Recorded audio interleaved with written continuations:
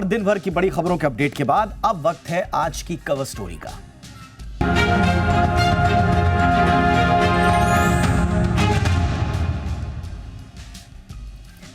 Cover story जुड़ी है आज सोने चांदी से। सोने चांदी के भाव आज पिछले सारे रिकॉर्ड तोड़कर सातवें आसमान पर पहुंच गए हैं। एमसीएक्स पर गोल्ड का भाव 1,06,000 के बेहद करीब पहुंच गया है। वहीं घरेलू बाजार में आज करीब 1,200 रुपए की तेजी देखने को मिली।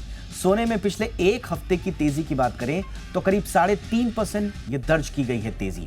तो वहीं बीते एक साल में सोने के भाव में करीब 41% की तेजी देखने को मिली है। वहीं चांदी की बात करें तो चांदी भी अपनी चमक बिखेरने में पीछे नहीं है। एक हफ्ते में चांदी के भाव में 6% तक का उछाल देखने को मिला है। वहीं बीते एक साल में चांदी ने करीब 43% की तेजी दिखाई है। सोने और चांदी की ये तेजी आगे कब तक बनी रहेगी या फिर इसमें कोई ब्रेक लगेगा, आज कवर स्टोरी में हम इसी मुद्दे पर चर्चा कर रहे हैं। हमारे साथ हैं जीजेसी पूर्व चेयरमैन संयम Mehra. Mehra sir, good evening, बहुत बहुत स्वागत है। सबसे पहले तो जरा ट्रेजेक्टरीज बताएं सर, क्या प्रोजेक्शंस आपको लग रहे हैं? ये तेजी, खासतौर से सोने की अगर मैं बात करूं, ये तेजी अभी टिकाऊ है या क्षणिक है? नमस्ते दीपक जी। देखिए, मुझे लग रहा है कि जैसे कि सोने के भाव अभी 3,470 के करीब है डॉलर कॉमेक्स के अंदर, और एमसीएक्स के अंदर आप देखेंगे तो 1,05,000 के करीब है। तो जो देखेंगे हम कि इतने टाइम से जो सोना है वो स्ट्रॉन्ग फुट के ऊपर चलते जा रहा है। इंटरनेशनल जियो पॉलिटिकल टेंशन हो, चाहे वो रशिया यूक्रेन की वॉर हो, चाहे वो ट्रम्प के टैरिफ्स हो, चाहे वो करेंसी के अंदर डी डॉलराइजेशन, जिस तरीके से आपने अभी दिखाया कि मोदी जी साथ में रशिया के मिल रहे हैं, चाइना के मिल रहे हैं, सब इंटरनली कंट्रीज आपस में व्यापार करने के लिए एक करेंसी या अपने ही करेंसी के अंदर विचार कर रही है बनाने के अंदर। और जो मेन मुद्दा है इसके अंदर की जो फेड है वो 25 से लेके 50 पैसे और घटा सकता है सितंबर के अंदर। तो ये सब कारणों के वजह से मुझे लगता है कि सोने के अंदर अभी भी स्ट्रॉन्ग फुटिंग है, तेजी में रहेगा। दिवाली के आसपास सोना 1,08,000 यानी कि अभी भी 4 से 5% की तेजी देखने को मिल सकती है, और ईयर के एंड के अंदर 1,10,000 के आसपास सोना देखने को मिल सकता है। तो मुझे अभी भी लग रहा है कि सोने के अंदर अगर निवेश किया जाए तो उसके अंदर भी जितने भी एंड कंज्यूमर्स हैं या जो निवेशक है उनको आने वाले टाइम के अंदर भी फायदा देखने को मिल सकता है।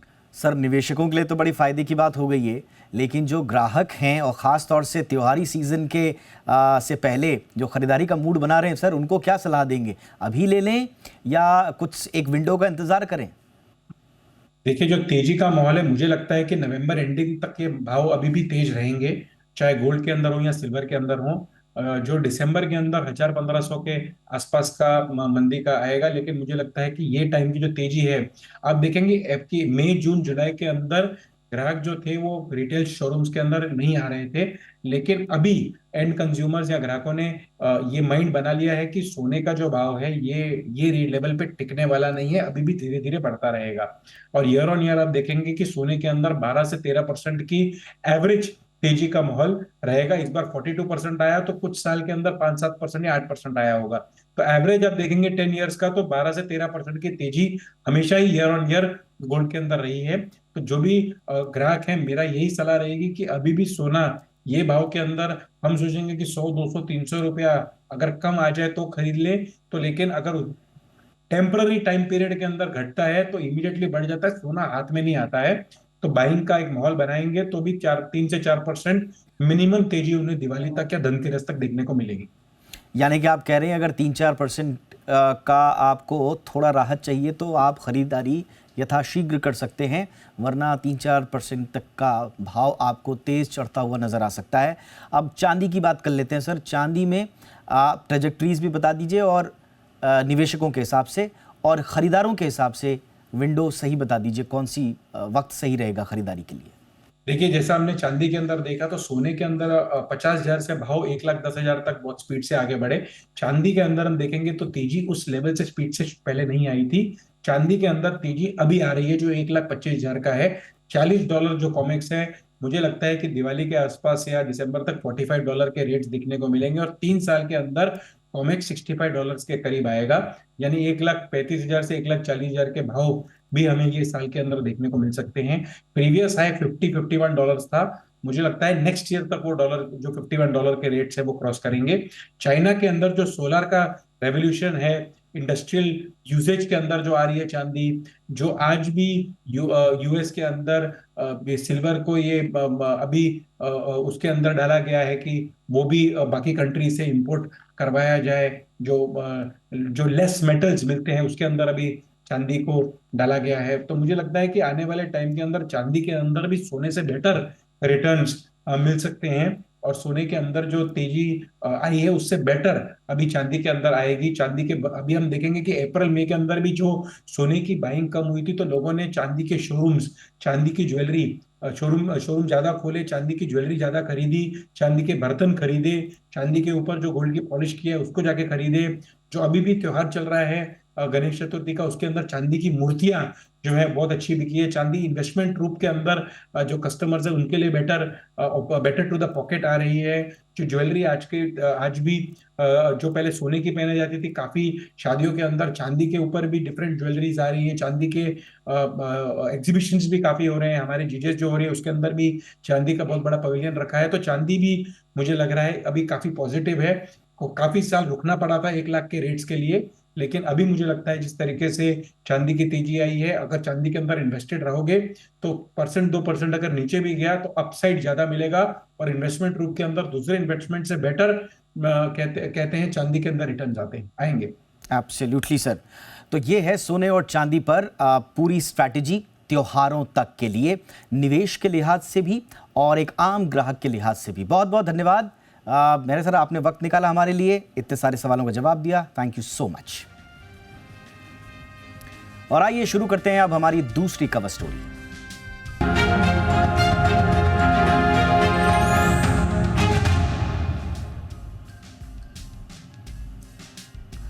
दमदार जीडीपी के बाद अब भारत की मैन्युफैक्चरिंग सेक्टर ने फिर से रफ्तार पकड़ ली है। घरेलू मांग और भविष्य को लेकर मैन्युफैक्चरर्स का भरोसा देश की इकोनॉमिक ग्रोथ को बढ़ाने का काम कर रहा है, और यही वजह है कि एस&पी ग्लोबल की ओर से जारी ताजा आंकड़ों के अनुसार भारत में अगस्त महीने के पीएमआई ने 17 साल का रिकॉर्ड तोड़ते हुए सबसे ज्यादा ग्रोथ दर्ज की है।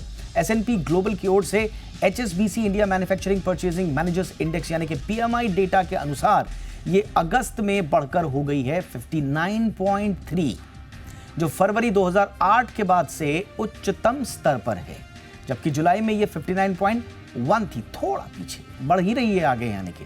हालांकि ये प्रारंभिक अनुमान 59.8 से थोड़ा कम था।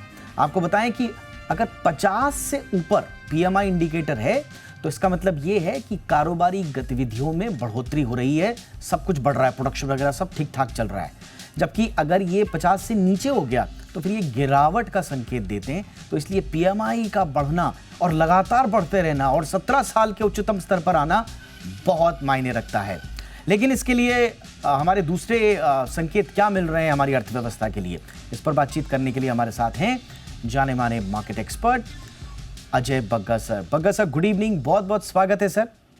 सर पहले तो आसान भाषा में ही हमारे दर्शकों के लिए बता दीजिए, थोड़ा बहुत मैंने बताया 50 से ऊपर और नीचे का, लेकिन दरअसल पीएमआई का एक अर्थव्यवस्था के लिए क्या मतलब है सर?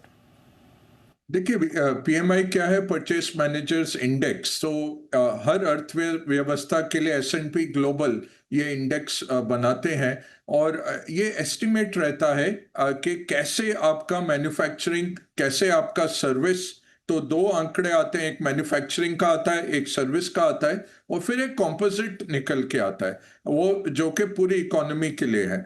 और जैसे आपने कहा, 50 के ऊपर अगर ये नंबर रहता है तो मतलब कि इकोनॉमी एक्सपैंड कर रही है, अग्रसर है इकोनॉमी। 50 से नीचे आता है तो आपकी इकोनॉमी सिमट रही है। और ये क्यों इतना महत्वपूर्ण रहता है? क्योंकि जीडीपी का आंकड़ा 3 महीने में निकालती हैं सरकारें। तो अगर जैसे जून का जीडीपी अब पिछले हफ्ते आया अगस्त के अंत में, तो लगभग आपको 2-3 महीने बाद पता लगता है कि इकोनॉमी में क्या हो रहा है। बट ये पीएमआई ऐसा है, ये लीडिंग इंडिकेटर्स और कॉन्करेंट इंडिकेटर्स, जो चालू इंडिकेटर्स हैं हमारे साथ अभी जो चल रहे हैं, वैसे इंडिकेटर्स लेके ये एक निष्कर्ष निकाल सकते हैं कि इकोनॉमी की तंदुरुस्ती कैसी है। तो इकोनॉमी की हेल्थ है, और मैन्युफैक्चरिंग और सर्विस में इसको तकसीम करते हैं ताकि आपको पता लगे कहाँ पे ग्रोथ है, कैसे आ रहा है, और काफी डिटेल डेटा भी देते हैं साथ में। तो ये विशेषज्ञों के लिए, इकोनॉमिस्ट के लिए और इवन मार्केट के लिए थोड़ा एक सूचक रहता है कि इकोनॉमी की हेल्थ कैसी है और आगे क्या आप उम्मीद रख सकते हैं। Absolutely sir. And recently sir हमने देखा है कि बड़े स्ट्रॉन्ग इंडिकेटर्स जो हैं वो भारतीय अर्थव्यवस्था को सपोर्ट करते हुए, ग्रोथ के मोमेंटम को सपोर्ट करते हुए आ रहे हैं, चाहे वो जीडीपी के नंबर्स हों, इंटरनेशनल एजेंसीज की रेटिंग में इजाफा हम लोग देख रहे हैं, पीएमआई नंबर्स। ये ओवरऑल अभी भारतीय अर्थव्यवस्था की सेहत को क्या बता रहे हैं सर? देखिए, सबसे पहले मैं क्या कहूंगा दर्शकों को कि सोशल मीडिया के कारण क्या हो गया दीपक जी, कि जिनको बोलना भी नहीं चाहिए उनको आवाज आ गई है। तो आप अगर कुछ अच्छी खबर भी डालते हैं सोशल मीडिया पर या सरकारी नंबर आते हैं, तो बहुत सारे ऐसे लोग होते हैं जिनको खुद अकल नहीं है, जो आके बोलने लग जाते हैं ये बनावटी नंबर है, ऑन द ग्राउंड देखिए क्या हो रहा है, कंपनियों के अर्निंग्स क्यों नहीं बढ़ रहे अगर ऐसा है। तो मैं यही कहूंगा अपने दर्शकों को कि आपको दो तीन चीजें ध्यान में रखनी है। एक, जो सरकारी नंबर आ रहे हैं, ऐसा नहीं है कि कोई इनको कुकअप कर सकता है और इनको बनावटी बना सकता है। दूसरा, सबसे अहम बात मार्केट में पैसे बनाने की है कि आपको हौसला रखना है, आपको ऑप्टिमिस्टिक रहना है, आपको ये देखना है कि हम अच्छा कर रहे हैं और अच्छा करेंगे। अगर वो नहीं है तो फिर मार्केट में मत रहिए, फिक्स डिपॉजिट लेके बैठ जाइए। और ऐसी नेगेटिव जो आवाजें आती हैं सोशल मीडिया पे, अनफॉर्चुनेटली वो लोगों का हौसला प्रस्त करती हैं, तो वो नहीं सुनना है। और तीसरी अहम बात यह है कि भारत के नंबर कैसे हैं। अब शुक्रवार को भारत के नंबर आए और उतने ही जो ये परमा बेयर्स हैं जो हर वक्त मंदी की बात करते रहते हैं, उन्होंने दो तकरीरें दी। एक तो बोले कि ये तो बैकवर्ड लुकिंग है, पिछले तिमाही का नंबर है, इसको मत सोचिए। दूसरा कि अच्छा ये तो हो ही नहीं सकता, इस पे ही आशंका जता दी। अब आज मार्केट ने मुंह तोड़ जवाब दिया है। मार्केट से तो कोई और सर्वोपरि नहीं है। मार्केट सबका पूरा व्यू पॉइंट्स लेके, हर एक आदमी का, हर एक मार्केट पार्टिसिपेंट का व्यू पॉइंट लेके एक प्राइसिंग बनती है। आज जिस तरह से मार्केट अग्रसर रहा, वो यही दिखा रहा है कि ये जीडीपी का आंकड़ा अच्छा है हमारी इकोनॉमी के लिए। अब इसको कैसे हमें रीड करना है? 7.8% बहुत अच्छी ग्रोथ है, क्योंकि इन्फ्लेशन नीचे गई तो जो नॉमिनल ग्रोथ है वो 8.8 है। उम्मीद यही थी कि एटलीस्ट डबल डिजिट की नॉमिनल होनी चाहिए, तो वो थोड़ा सा एक चिंता का विषय बनता है कि 8.8 का नॉमिनल ग्रोथ है, बट 7.8 जो रियल ग्रोथ है वो बहुत अच्छी है। और बड़ी इकोनॉमीज में देखें तो 1% ग्रोथ भी करना बहुत मुश्किल है। चीन है, ठीक है, 4.5-5% चीन नंबर देता है, बट ये सबको पता है चीन का नंबर मैनमेड रहता है और फिर रिवाइज हो जाता है। तो वो एक नंबर साल के शुरू में लेते हैं, वही नंबर डिलीवर करते जाते हैं। कोई बड़ी इकोनॉमी ऐसे नहीं कर सकती। हमारा नंबर देखें तो कभी 6.5 जाता है, कभी 6.8 जाता है। अब 7.8 किसी को उम्मीद नहीं थी। किसी को आरबीआई का अपना आंकड़ा अगर आप देखें 6.5 का था।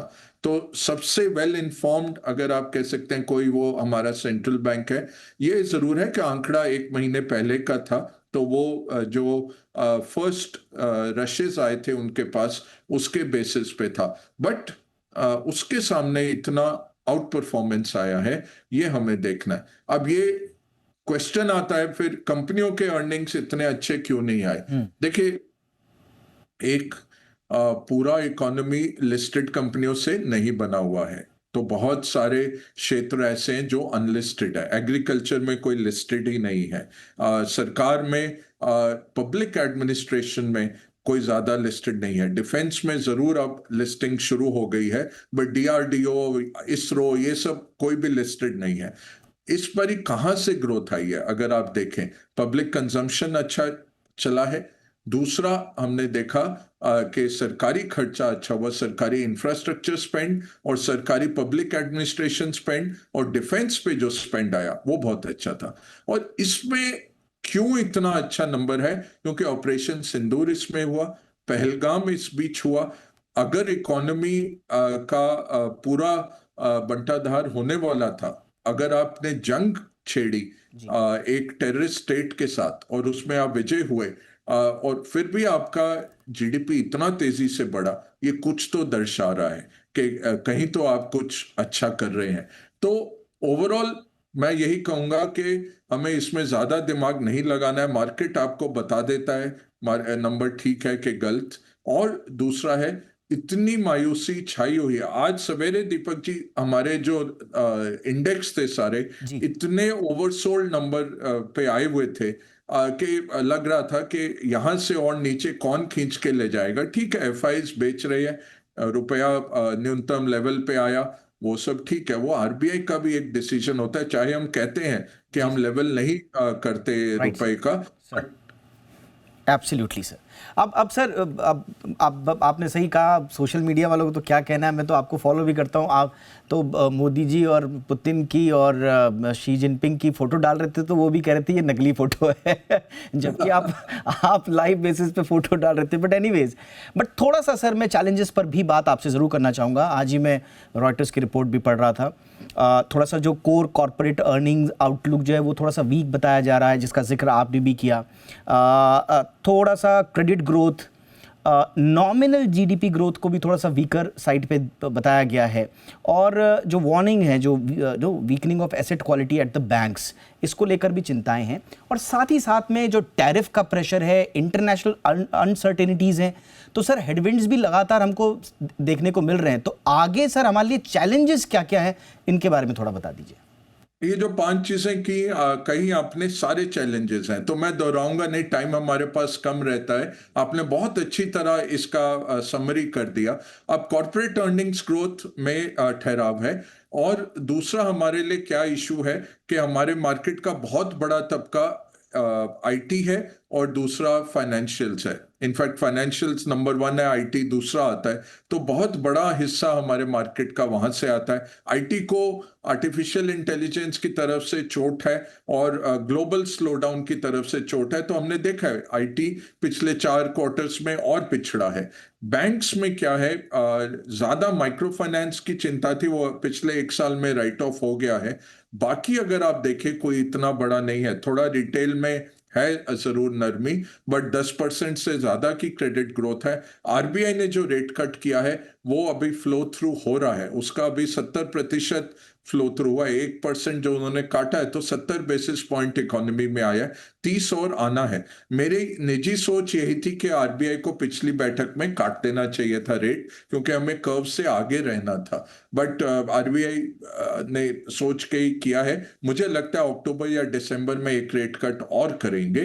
दूसरा, अगर आप बड़ी चीज देखें, हमारे वैल्यूएशंस हाई थे, और वैल्यूएशन हमें मिलते हैं क्योंकि हम हाई ग्रोथ कंट्री हैं। जब हाई ग्रोथ नहीं आती अर्निंग्स में, तब आप देखते हैं कि ऐसा ठहराव आ जाता है। अब 12 महीने आप देखें तो हमने बहुत जबरदस्त अंडर परफॉर्म किया है। एमएससीआई इमर्जिंग मार्केट हो, चीन का मार्केट हो, यूरोपियन मार्केट हो, जापानी मार्केट हो, अमेरिकन मार्केट हो, किसी के सामने भी हमने बहुत अंडर परफॉर्म किया है। याद रखिए, जो 24 सितंबर 2024 को, लगभग 12 महीने पहले, जो ऑल टाइम हाई आया था निफ्टी का, उसको हमने फिर से नहीं छुआ। तो 12 महीने इस मार्केट ने रिटर्न नहीं दिए हैं। तो ये अच्छी बात ये है कि टाइम वाइज आपने बहुत टाइम लगा दिया इस नीचे लेवल पे। अब जब उछलेगा मार्केट तो तेजी से ऊपर जाएगा। उसके हेडविंड्स क्या है, टेलविंड्स क्या है, ये हमें समझना है। हेडविंड्स तो दीपक जी ने बोल दिया, आप वीडियो को फिर से रिवाइंड करके सुन लीजिएगा। बट टेलविंड्स क्या है जो प्रोत्साहन देंगे? आईटी का टर्न अराउंड आएगा। आईटी में अभी तक एआई में किसको फायदा हुआ? जो ये फावड़े बनाने वाले और ये सब चिप्स बनाने वाले, तो जो सप्लायर्स थे आर्टिफिशियल इंटेलिजेंस के, डेटा सेंटर बनाने वाले, वो सारे, या क्लाउड होस्टिंग वाले, सर्वर बनाने वाले, अब एंड यूज वालों का टाइम आ रहा है। वहां पे हमारी कंपनियां अच्छा करेंगी। अगले 6 महीने में आप देखेंगे धीरे धीरे ये तब्दील होगा। दूसरा, बैंक्स का क्या प्रॉब्लम है? टैरिफ से 10 बेसिस पॉइंट से ज्यादा का इम्पैक्ट नहीं है। अगर आप पूरा टेक्सटाइल का लोन देखें आउटस्टैंडिंग, वो 1.5% है पूरे बैंकिंग सेक्टर का, तो टैरिफ से कुछ होने नहीं वाला है। 10 बेसिस पॉइंट का डिटेरियोरेशन आ सकता है। एब्सोल्युटली। रेट कट हो गया है, बहुत बड़ा स्टिमुलस मिला है बैंक्स को, एनबीएफसीज को, ये आगे चल के आपको दिखेगा। जी एब्सोल्युटली सर। तो हमेशा की तरह बग्गा सर ने पूरा एक्सरे आपके सामने ला करके रख दिया है इकोनॉमी का, जो हमारे जो पॉजिटिव हैं वो भी बता दिए, और जहां पर चैलेंजेस हैं, हेडविंड्स टेलविंड्स, सब की बात हो गई। बहुत बहुत धन्यवाद सर वक्त निकालने के लिए और इतना अच्छा विश्लेषण देने के लिए। Thank you sir. अब रुकते हैं ब्रेक के लिए। ब्रेक के बाद एक और कवर स्टोरी होगी, एससीओ में भारत का डंका, क्या इसके मायने हैं? ब्रेक के बाद इस पर विस्तार से चर्चा।